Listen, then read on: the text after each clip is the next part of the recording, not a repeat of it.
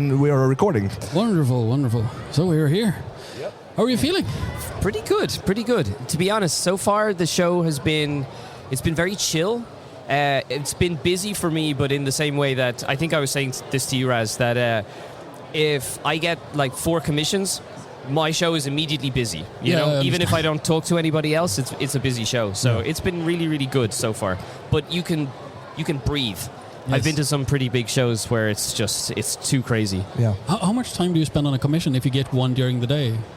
Well, the ideal situation is to not find yourself in the hotel after the show, like just trying to draw it, because you want to be in the bar, right? Yeah. So I try to keep it for maybe like 1.5 hours.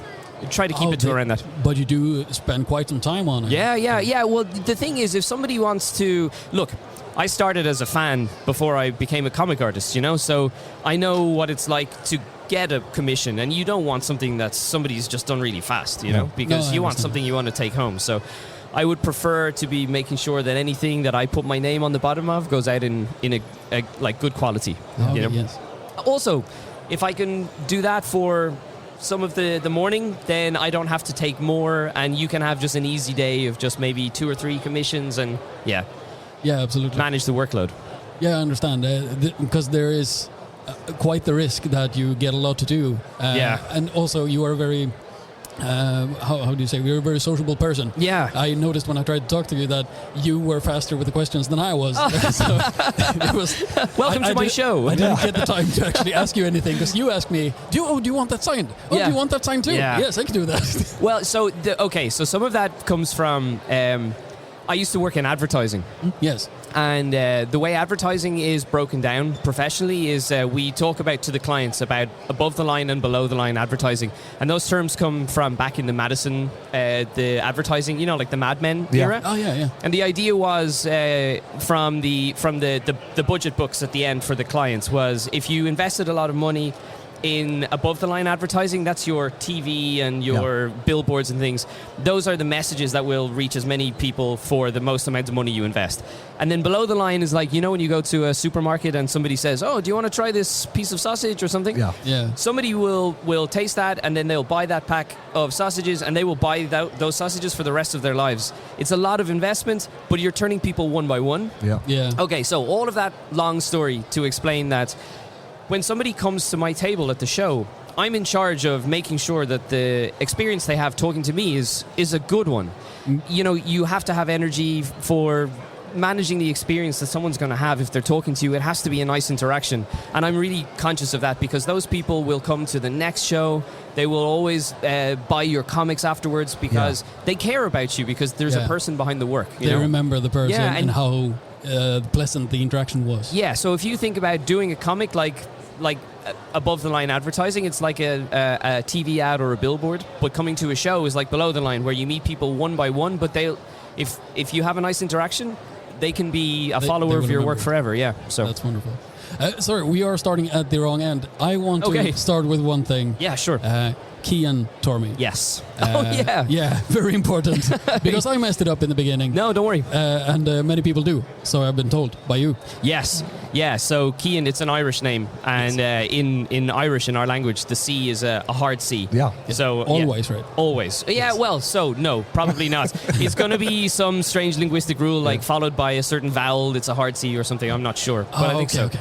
But it's like Cillian Murphy, you know, the actor. It's the same. It's the hard C. And most people think it could be Cian or Sean, or I hear a lot of different versions. So it's a curse, but it's definitely with a C. I understand. Were you born in Ireland? Yes, yeah. And you lived there for how long? My whole life. I live in Spain now. I lived in Spain. I moved there when I finished college. When I was 23, I lived there for a few years. I've always loved it there. So when I moved home, I started that advertising career, and then for the last few years of that advertising career, I was trying to push into comics. And so I was doing both at the same time for a long time, and then I finally left. And as soon as I was working in comics, I could work from anywhere. So I moved straight back to Spain. Oh, wonderful. Yeah. So what did push you from advertisement to comic books? What was it that was the breaking point that made you actually be able to commit to comics? Yeah, so it's an interesting question, because people ask me, you know, is it nice to do... Sorry, you've heard the question like, do you really want to do what you love as a job, right? Yeah. And I remember somebody asking me this when I was leaving advertising, and I remember thinking, there's implied in that question is like you're supposed to hate your job. Yeah, exactly. And it's like, but you're not. Like, so, I think the way I would describe my job is more like a vocation, right? It's something that I think my life was probably moving towards this point the whole time. Yeah, exactly. It just took a few, like everything in life, like it just took a few turns first. Yeah, exactly. So the way I would probably consider it is that a few different things had to happen, but I knew that I had to try, and I tried a few times. The way I finally got into comics took a few very strange turns, bumping into, for example, this is just the way life works. My mother used to go to Florida. They had a house in Florida. And she used to go there all the time, play a lot of golf. And this was around when I was finishing college, and I did a graphic novel for my degree show. Okay. And my mother was playing golf, and she said, "Oh, my son has created a graphic novel." And the man she was playing golf with said, "Oh, that's very interesting. I'd like to see it." And she said, "Oh, really?" He said, "Yeah, I used to be the ex-president of Marvel Comics." Oh, okay. And I was like, "What?" So that was how the first time I went to Florida, I met this man. His name was Jim Galton. And he said, "So what would you like to be?" Because I had written this thing and drawn this thing. And again, classic Cian trying to be very clever at the time. I said, "Oh, maybe I'd be an editor or a writer." And he said, and I understand this now, he said, "Listen, when you make up your mind, let me know, and we'll see what can happen." And it just, I think I was too young for the responsibility. I spent a long time trying to find a clever way to do the work. And in the end, I just felt I left it too long. Yeah. And I never contacted him again. And now he's passed away. This was a few years ago because he was an elderly guy. And so the first time I tried to get into comics, I ruined it. And suddenly this golden opportunity was gone. And it's a scary feeling. Yeah, it really is. And I just thought, okay, I've nothing. It's one of the reasons why I moved back to Ireland and started a different career. And then we didn't have so many comic conventions in Ireland. And the copywriter, Enda McNally, the guy that I was working with, we were a creative partnership for several years. He said, "Oh, look, we have a comic convention in Dublin, and there's going to be a guy from Marvel Comics." It was C.B. Cebulski, the editor-in-chief, I think he is. Yeah. And I said, "Okay, look, Cian, here's opportunity number 2, right? You have to do this. Don't screw it up. No, don't. Yeah, that, and that voice is in your head the whole time." And I said, "Okay, I have 2 weeks," and I did as many pages of test pages to show I could draw comics. And I went and I met him, and it went really well. And he gave me his business card, and he said, "Send me an email, and I will send you some script pages in a week." And so I did that. I got some test script pages to try. And I remember thinking, just the folly of youth. I remember thinking, do I really want to leave advertising? As if I was going to have this great opportunity to make the decision. That's not how life works. No. And guys, I had to draw, I think, 5 pages, and I took about maybe 2 months to do it. And really just they wanted you to turn it around. Now. Yeah. And I mean, so I just blew opportunity number 2. He never even responded. And so again, like I said, when you ask how did you find yourself in comics, I was in advertising and I was having all of these opportunities and I was ruining all these opportunities, and I just thought, Cian, okay, look, either just forget this, or you're just going to have to do this on your own and stop hoping that lightning's going to strike you a third time. It just isn't going to happen.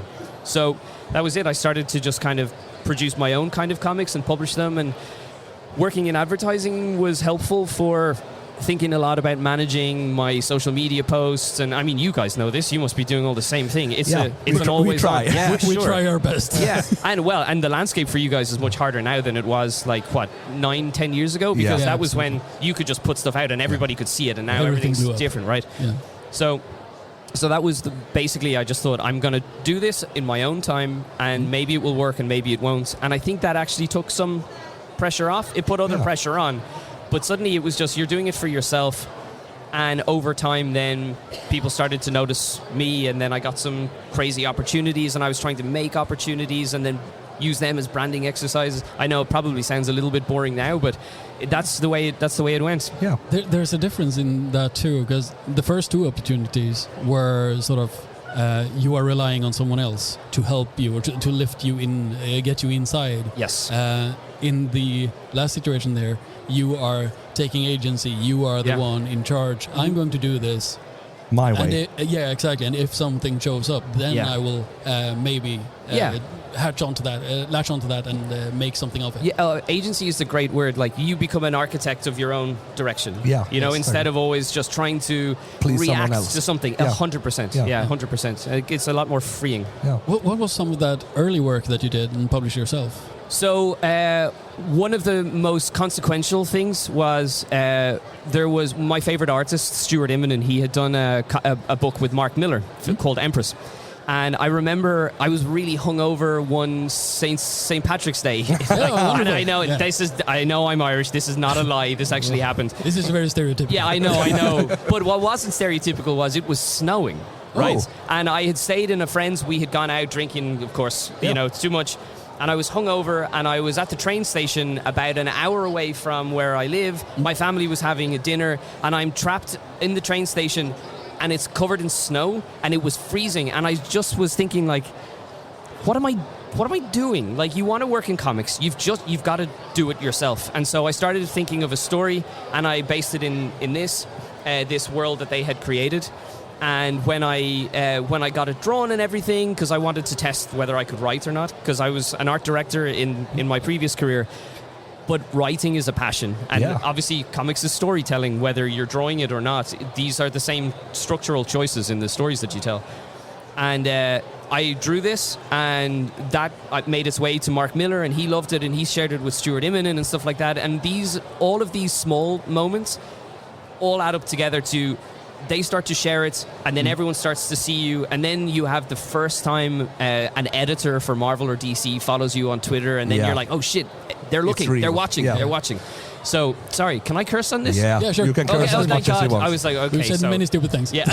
Okay. We checked that box when we every made time. the podcast. Explicit content. Yeah. Okay. We have that box in every time. Yeah. We doesn't even before we do the podcast, we just check that. Okay, good. Yeah, I was saying that's matter. just a permanently checked box. Yeah. Okay, we are never going to get advertisement on this. I suppose we're never going to get advertisement on this. It would be very selective advertisement. Okay, yes, yeah. No, I know as well, and I won't mention it again, but Irish people curse a lot. It's just the way we communicate sometimes. So I don't hear it sometimes. So that's the way we communicate as well. So okay, cool. Okay, cool. Okay, so this is a nice cultural exchange. Yeah, absolutely. Yeah. Okay, so so it was a few things like that, and I was very much like strategic content release as opposed to just drawing things and just hoping for the best. If a movie came out, I made sure that I drew something related to the movie so that it was always writing the hashtags and part of the conversation, so you're getting hits and people start to follow you. And then I think that there's definitely,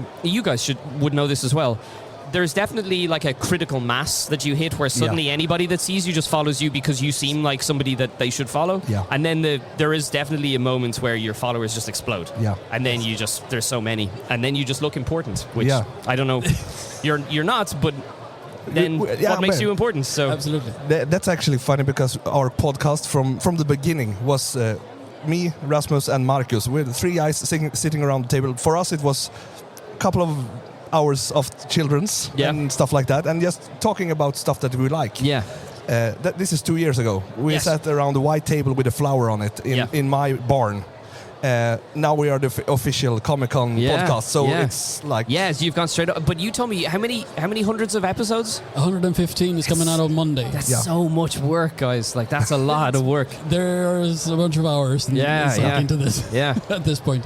And there's going to be a lot more. Yes. That is the ultimate promise. After this weekend... there's a lot of work. We had, I think, Melina, our socials, she handles all the media before it gets to me and my computer.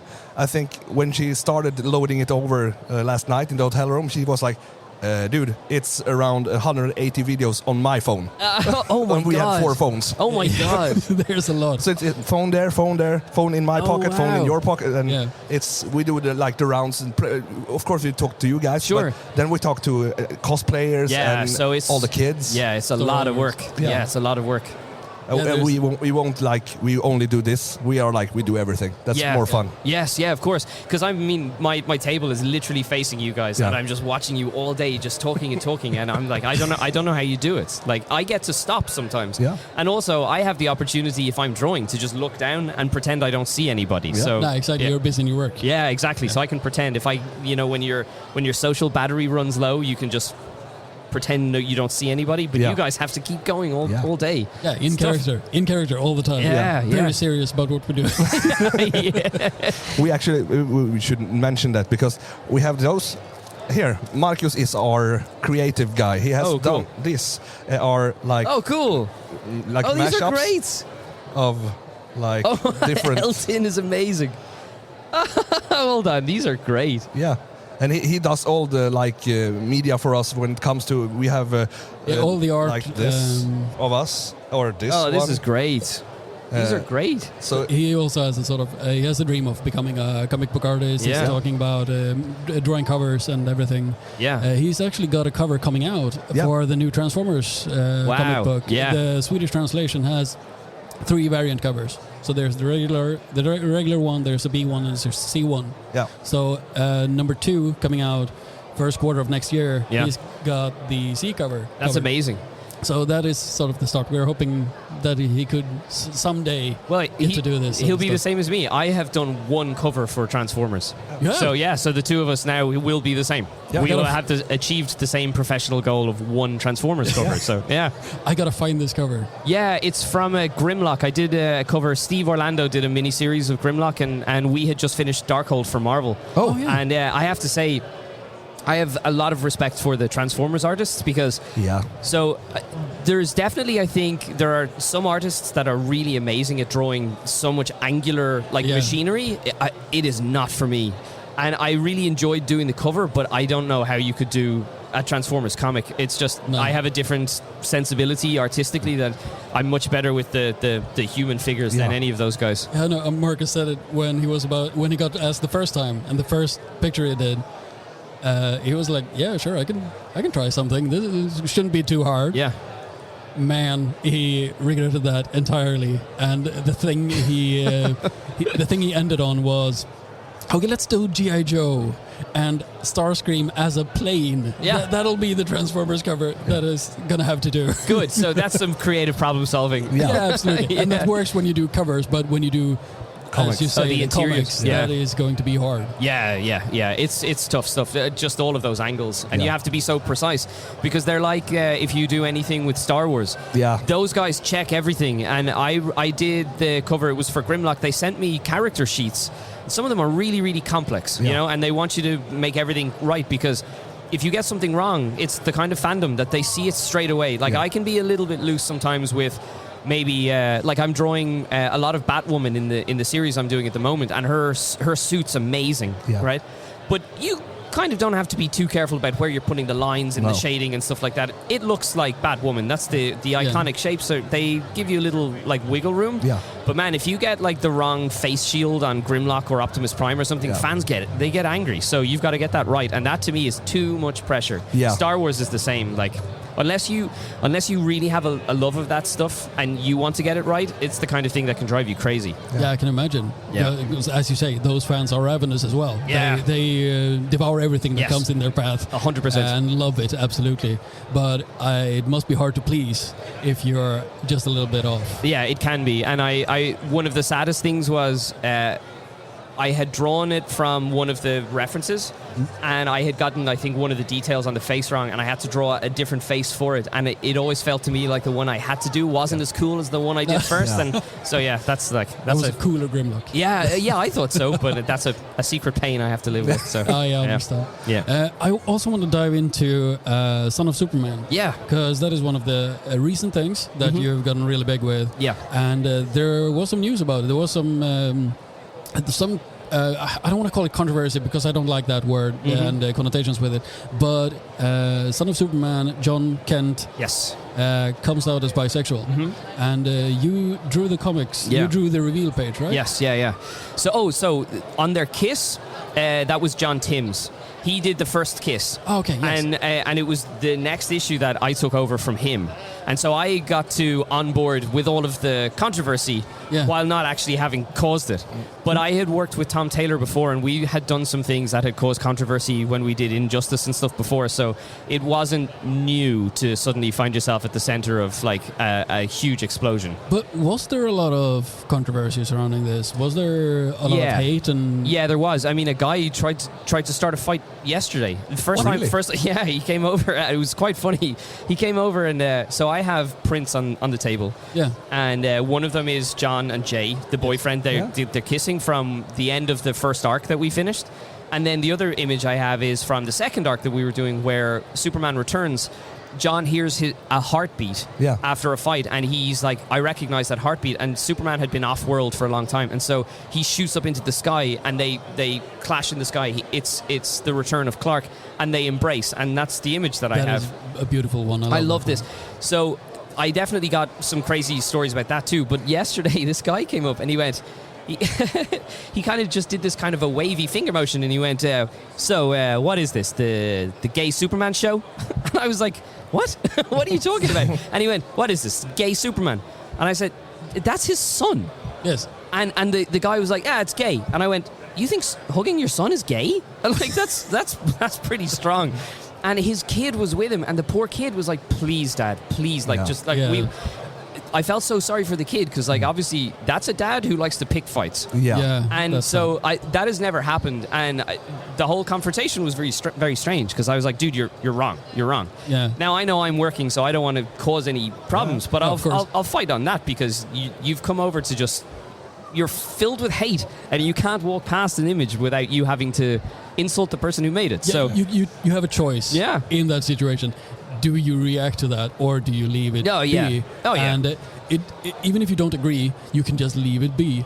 But this person did not choose to leave it be. He woke up and chose violence. Maybe we should teach him the Swedish word for that kind of a guy. You mean asshat? Yeah. What is it? Rövhatt. Rövhatt. Yeah, it's asshat. Oh, asshat. But we like that one. Rövhatt.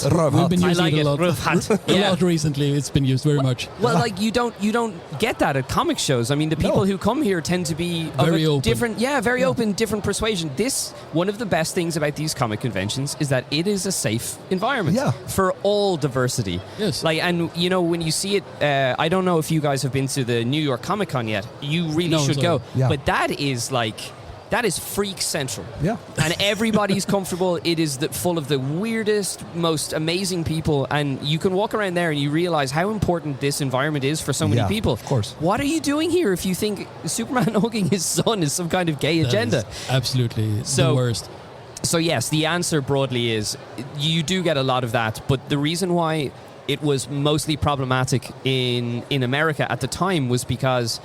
You know, the conservative side of politics in America in particular, they tend to simplify things to fit an agenda. Yeah. Yes. And so what they were saying was, okay, so they've made Superman gay. Yeah. It was like, because it was much easier for them to say the quintessential American icon has been perverted by the liberals, you know, and none of this is even remotely true. No. Superman is not gay. His son is bisexual, as you said, but that's because... We're talking to a new audience of readers. Yeah. So many people that are the age group of the readership of that comic, they're coming to terms with themselves and their identities. And the comics that we read, guys, were instrumental in the kind of people that we would become. Yeah. That's still happening today. We have our Superman. Let people have a new Superman. Yeah, absolutely. So, and for everyone, there should be something for everyone. Yeah. But this isn't the first controversy that has been connected to homosexuality or, well, the LGBT as a whole. Yeah.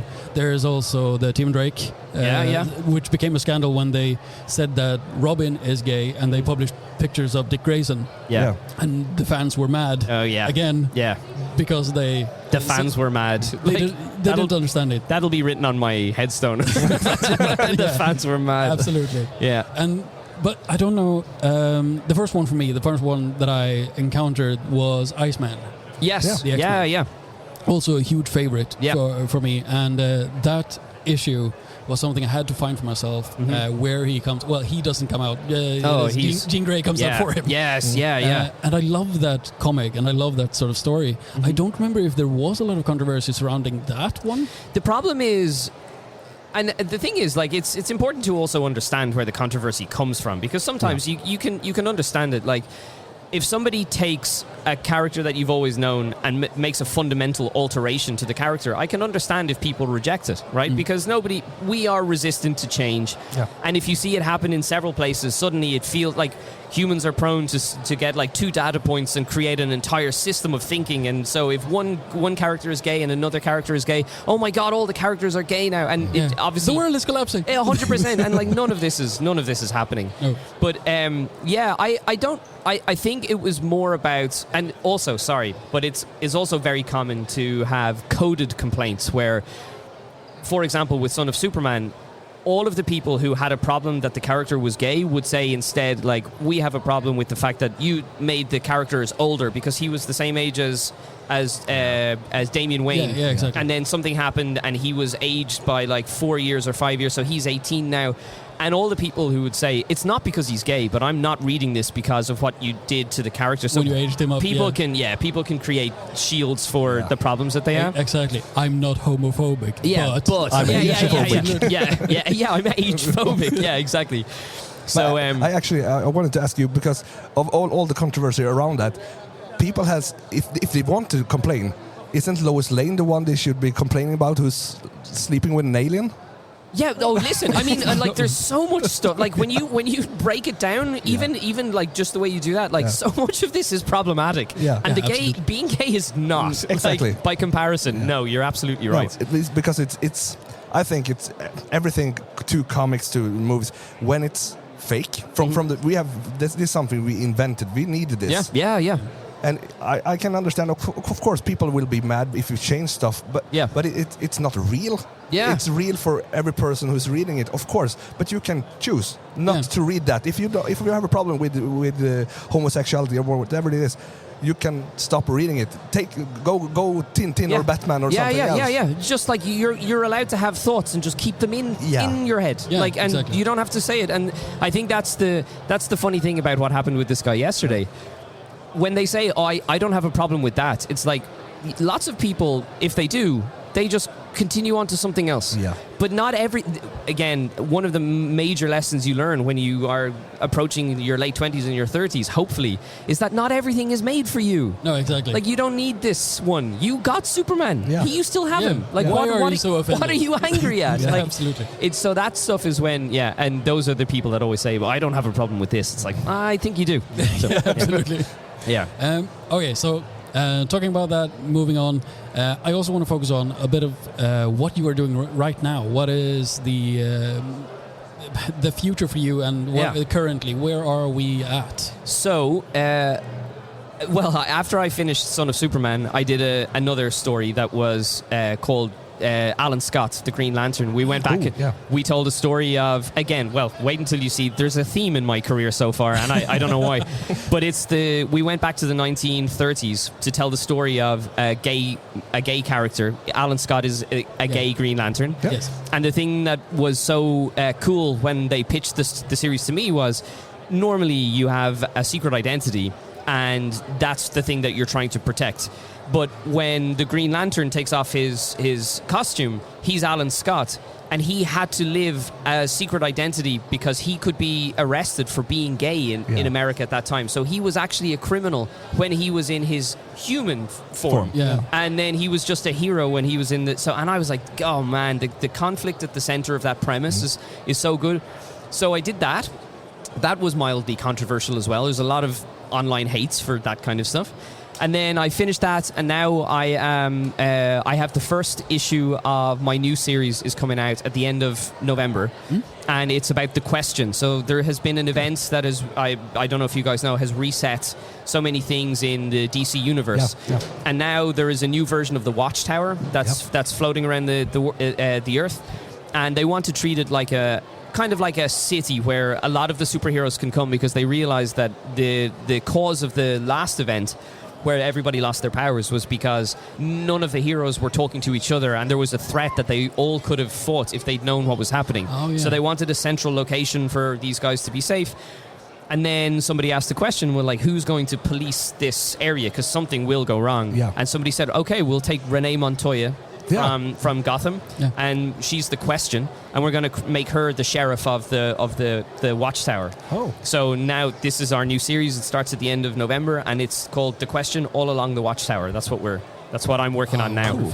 And I am having a lot of fun. I've gone from drawing 1930s New York to drawing a space station. It's a sci-fi story. There is quite a jump. there. Yeah, when they said it to me, I was like, guys, I don't know. I've never done that. And science fiction's not really my thing. Like, maybe I'm not the right choice for this.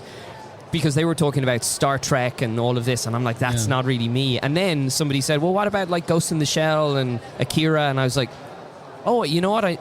I didn't really consider any of that, but if I'm allowed to go in as something that's less of an American sci-fi and more of a Japanese sci-fi, I don't know if I've ultimately done that.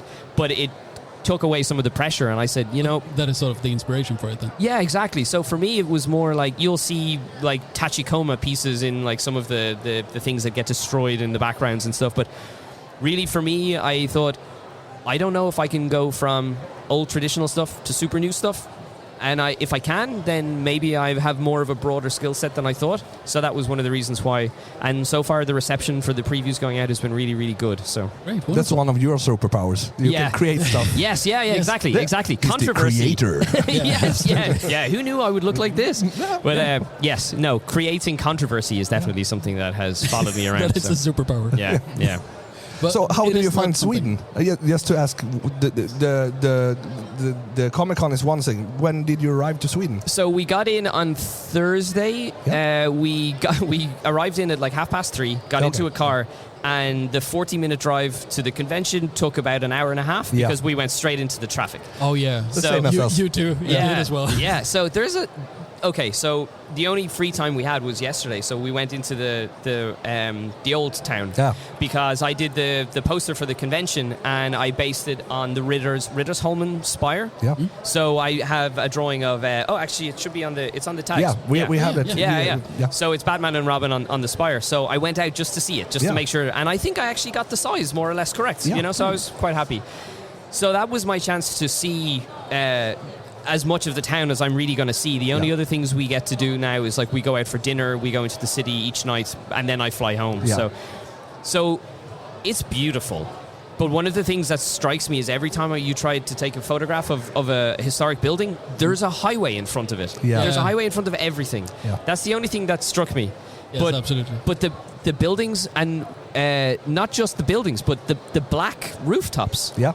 I've never seen that before. Okay. That's really, really cool. So all these beautiful orange buildings, like pumpkin-colored buildings, but with these black tops. It's a very Halloween city. Like, I'm here at the right time. Now that you mention it, yes. So never noticed that before. So it's great, but also the people and the children here are so smart. One boy came up to me yesterday, and he asked me, like, can you draw Link? And I said, yeah, sure. And he said, with the sword in the air and with the castle in the background. And I said, okay, hold on, wait. Maybe the sword in the air I can do. And he said, okay. And then he said, I think I understand how you make the money at this show. And I was like, oh, okay. And he said, oh, yeah, so you take the money from us, and then you give the money to the show, and then they give it back to you with a little bit extra. Is that it? And I was like, no, that's a bit complicated. No, I make my own money. I work here. And he said, oh, wow, do you have a boss? And I said, no, I work for myself. And he said, do you have a CEO? I was like, this kid was 8. I was like, no, I don't have a CEO either. He's experimenting with words. No, but also I was like, are you trying to be my CEO? Because this guy, like, he arrived with a business plan. Yeah. And then when his father came and paid, and he said, can I tell you a secret? I said, yeah, of course. He said, I would like to give you a tip, but I don't have any money. So maybe I can give you a tip in happiness? And I was like, I'll take it. Yeah. I'll take that. So now I have a happiness surplus. Yeah, so I'm already coming out at a profit. Some of the kids have just been so funny, man, and they're so smart. It's been a joy talking to everybody at the table so far. Everybody's extremely friendly and extremely polite. It's really, really great. That is wonderful. That is... It's great that you feel welcome. Oh, I would come back anytime. It's great so far. Is it your first time in Sweden? No, I believe it or not, when I told you when I moved back from Spain the first time, I was working as an intern in an advertising company for about a month, and there was a national competition run by the newspaper in Ireland. And I won the first stage, and the second stage was to compete against all of the young creative teams of Europe. And it was just south of Malmo. There's an art college down there. Yeah. So I flew in. I saw Stockholm for about 10 minutes, and then we were on a bus. We went straight down to this place. We were there for like 2 days, and then straight back. So I have been here, but in the weirdest, the circumstances were most strange. We should invite him to our midsummer's party. Yeah, absolutely. Oh, that sounds amazing. Yeah, what does that involve? Now we have the midsummer's like in the like the movie? Oh, no, not like the movie. Not like that movie. Okay. Don't think about it. I was like, because I was like, okay, Yeah. I'll go. No, I haven't seen the movie, but I know about it. Okay, so not quite so intense. No, we are from a place inside of Sweden, like almost with the Norwegian border. Okay, and cool. It's more like we live in the woods like that. Oh, cool. When we celebrate, everyone is welcome. So I think last year the youngest was like 2.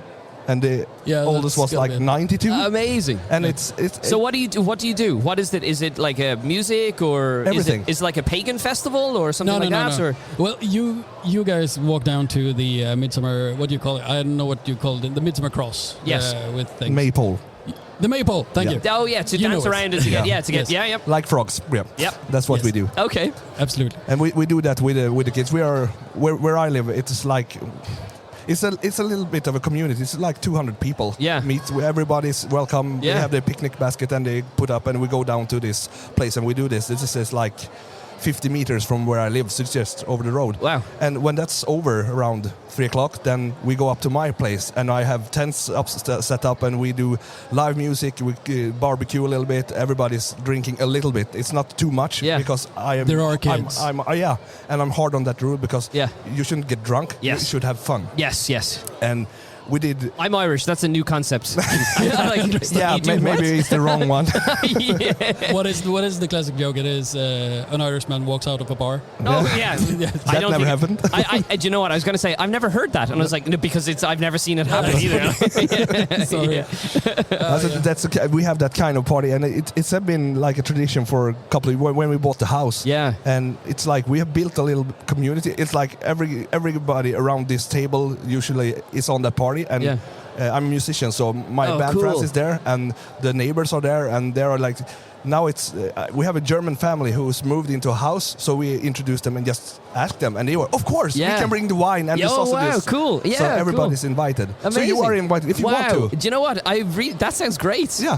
Okay. I will send you the invitation. Yeah, do. Yeah. He's not embarrassed of anything. No. He is going to send you the invitation. No, if I can, I will. Look, anything that gets, and you said it's during the summer, right? Yeah. It's anything that gets me out of Spain during the summer, because I live down in the south, and my God, it's just like it's like working in a swamp. It's awful. So yes, I understand absolutely. Bring me up north. Yeah, it's around 5th of June. Yeah, around there. Oh, right in the sweet spot. Yeah. Yes, absolutely perfect. Okay. Yeah. I will fix that, but because it's a good time, and the living arrangements is up to you. If you want to live, because we have like an open house, so you can live in our house, but then you will have to deal with my kids. But that's another thing. Sounds amazing. This is wonderful. This has been absolutely wonderful interview.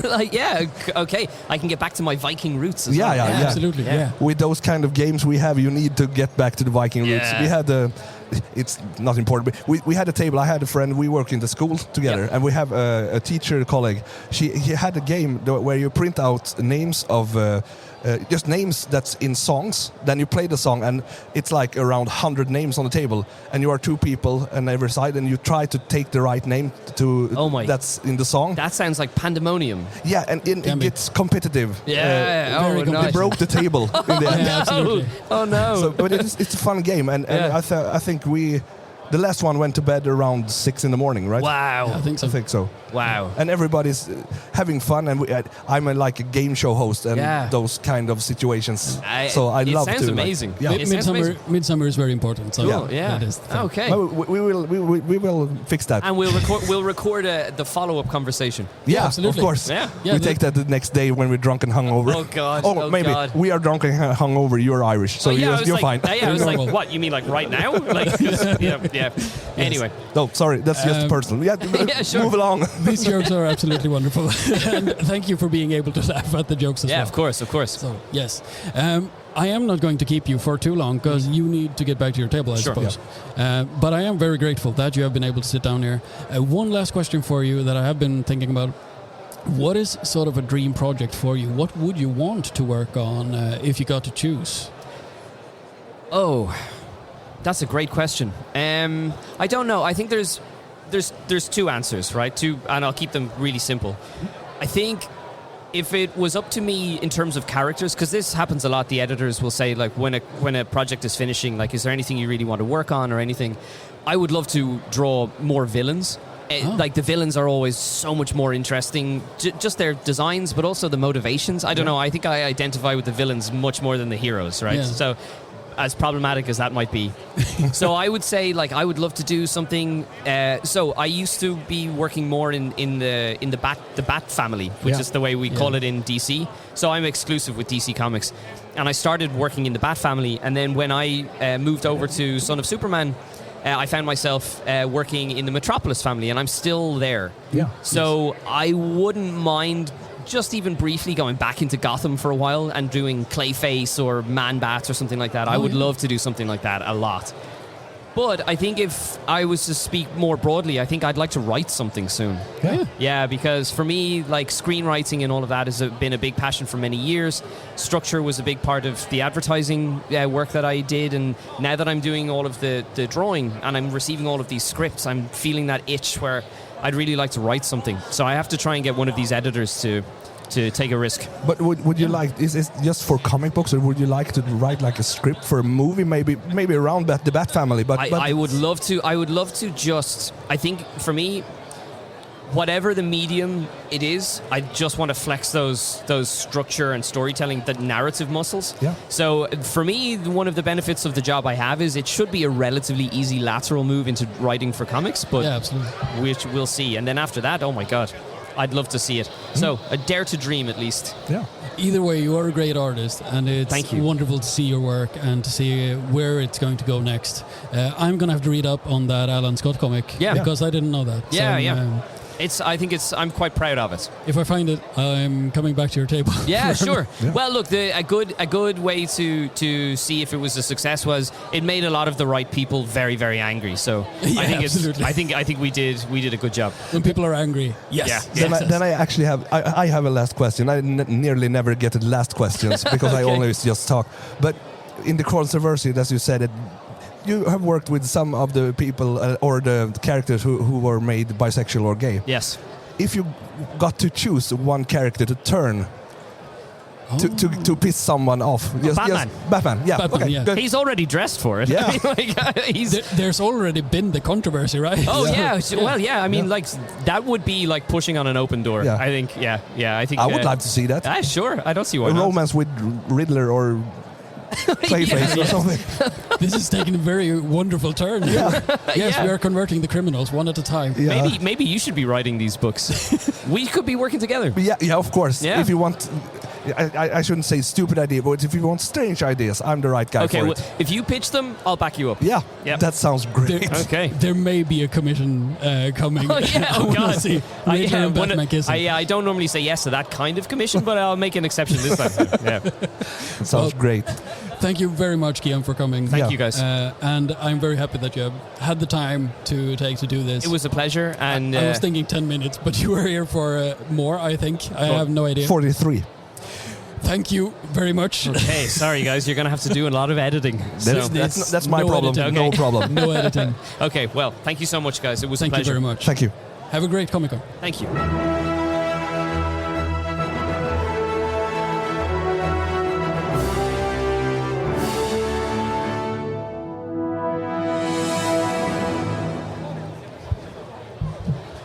If you, I really meant that about Midsummer. Yeah, so yeah. if you want, we can exchange. Do you have Facebook or what? Yes, and Twitter and Instagram. Yeah.